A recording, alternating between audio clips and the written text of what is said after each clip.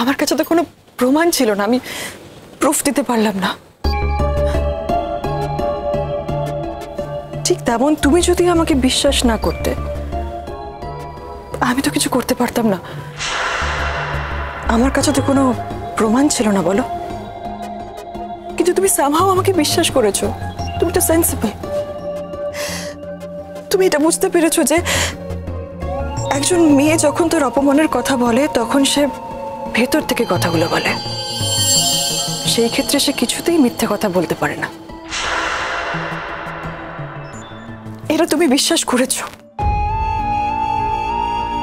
অথচ তুমি অনির্বাণদাকে দেখো, এরা মুখ মুছে হাসছে, ঠাট্টা করছে, তামাশা করছে, তোমার ব্যাপারে আমাকে কাজে লাগাচ্ছে।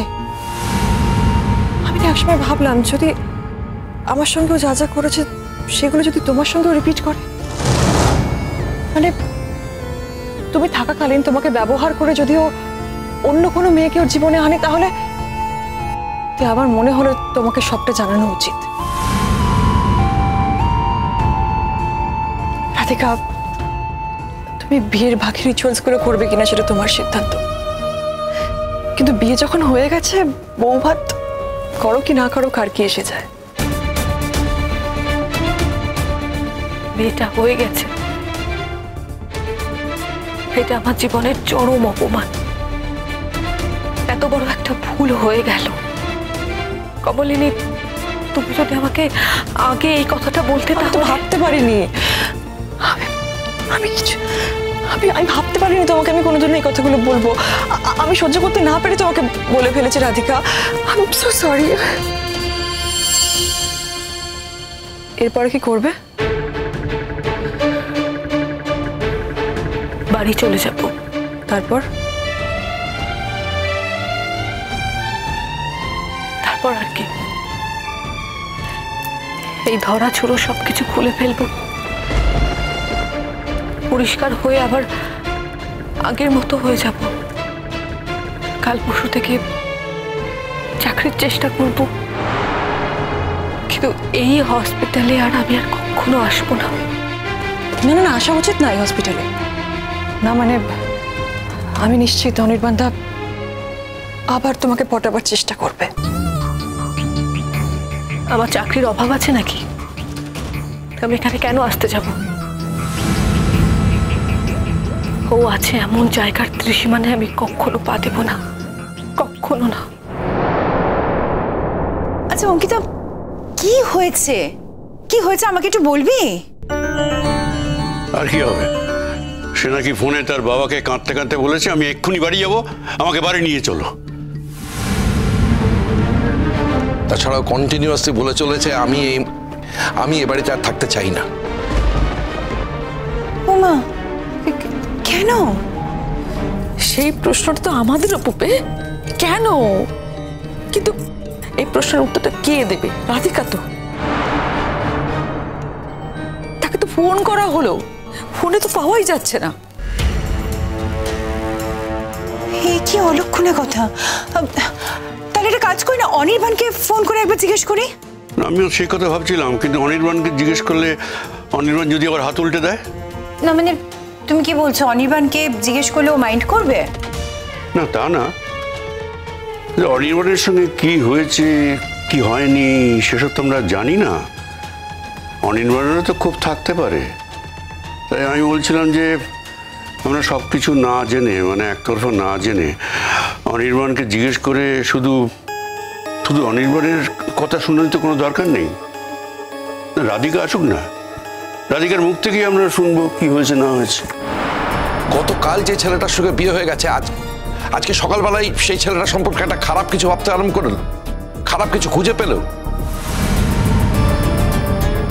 আর ছেলেটা এত খারাপই হয়ে গেল যে তার সঙ্গে আর থাকতে পারছে না। শোনো প্লিজ, মেয়েটাকে আর বেশি মাথায় তুলো না। দেখো ফোন করেছিল, এখন যখন ফোনটা ধরছে না তখন 10 জনের ফোন থেকে ওকে ফোন করার চেষ্টা করো না। ওর যখন দরকার হবে, ওর প্রয়োজন মনে করলে ঠিক নিজে করবে। আর তাছাড়া কিছুক্ষণ পরেই তো যাচ্ছি আমরা ওর সামনেই ওকে জিজ্ঞাসা করবো কি হয়েছে।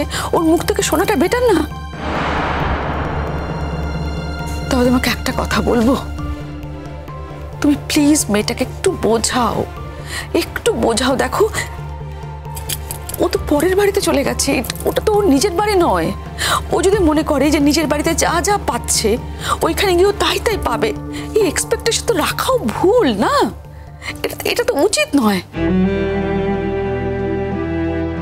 আর পরের বাড়িতে মানিয়ে গুছিয়ে থাকতে হয় তো, প্রত্যেকটা মেয়ে তো তাই থাকে, আমিও তো থেকেছি, ও থাকবে, এমন কিছু বড় সাংঘাতিক কোনো ব্যাপার নয় তো। তুমি ওকে একটু বোঝাও, একটু একটু মাথা ঠান্ডা করে, ও যেন একটু বুদ্ধি করে মানিয়ে গুছিয়ে চলে। তুমি একটু বলো প্লিজ। বলবোটা কাকে? ফোনটা কি ধরছে? ভাবি বলা যায় না, তোমার ফোন তো ধরতে পারে। তুমি আরেকবার ফোন করো তো, আরেকবার ফোন করো। ও যদি শোনে আমি এখনো বেরোইনি, তাহলে তো আর এক কীর্তি করবে, আমাকে তো হয়তো আর ও বাড়িতে যেতেই দেবে না। এত কিছু বলার দরকার কি? তুই শুধু একটা ফোন কর আর রাধিকাকে বল যে তুই জানা কেমন আছিস, আমরা খুব টেনশনে ভুগছি। তুই বুঝতে পারছো না কেন মা? ও যদি বলতে চাইতো তখনই বলে দিতে পারতো, ও তখন বলতে চাইনি। আমাকে ও বাড়িতে যেতে হবে, নিয়ে আসতে হবে, তারপর ও বলবে। আমার যে কি খারাপ লাগছে না, আমি তোমাকে সবটা জানালাম, বাড়ির লোকেরা এখন আমাকে দোষারোপ করবে আর তুমি রিয়াক্ট করে বাড়ি থেকে বেরিয়ে যাচ্ছ। কিন্তু আমি একটা কথা ভাবছি, তুমি বলো না, এতটা অসত্য নিয়ে কি বিয়ের মতো একটা পবিত্র সম্পর্কে ঢোকা যায়?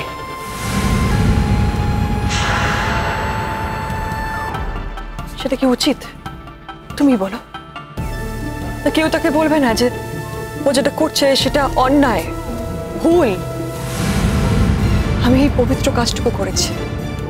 হ্যাঁ, আমি না বললে হয়তো তুমি জানতে পারতে না, বা হয়তো আস্তে আস্তে বিয়ের পরে সবটা বুঝতে পারতে যে অন্য কারোর সঙ্গেও সম্পর্ক রেখেছে। চরিত্র হিসেবে ওর যে কোনো কমিটমেন্ট নেই সেটা তো তুমি দেখলে, তুমি তো প্রমাণ পেয়েছো। He can do anything. তবুও তুমি ওকে ভালোবাসো। ভালোবাসি কিনা জানি না, কিন্তু কিন্তু ও আমাকে যেটা করেছে সেটা অপমান। আমি ওকে পার পেতে কিছুতেই দেবো না। That's my challenge. তুমি এখনো ওকে বিয়ে করতে চাও?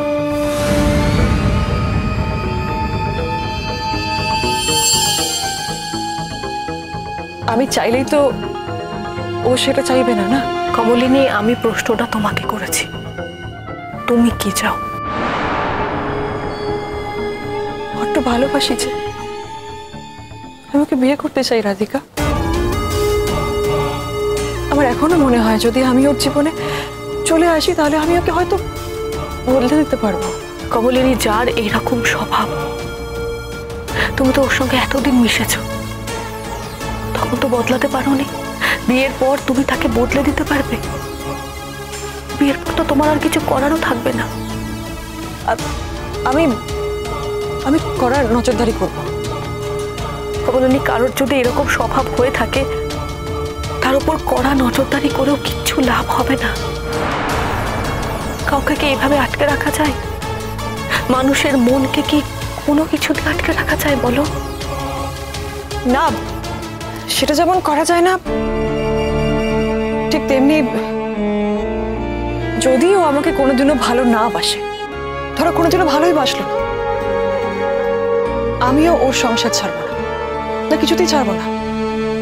যদিও আমাকে বিয়ে করতে না চায়, আমি জোর করে বিয়ে করাবো। রাধিকা আমার সঙ্গে যা যা করেছে, তারপরে বিয়ে করতে না চাওয়াটা তো অপরাধ। সেটা আমি কি করে হতে দেব?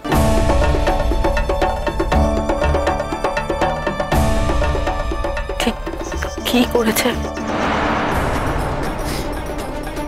যেটা বললাম সেটা কি যথেষ্ট নয়? কমলিনী, আমি আরো ডিটেলে জানতে চাই ও ঠিক কি কি করেছে। আচ্ছা, তোমাদের কি ফিজিক্যাল রিলেশন ছিল।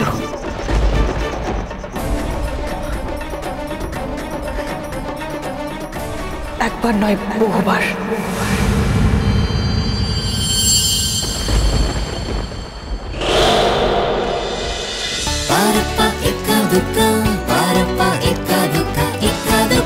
স্টার জলসার প্রিয় শো দেখার জন্য সাবস্ক্রাইব করুন আমাদের ইউটিউব চ্যানেলে এবং আপডেটেড থাকার জন্য প্রেস করুন বেল আইকন।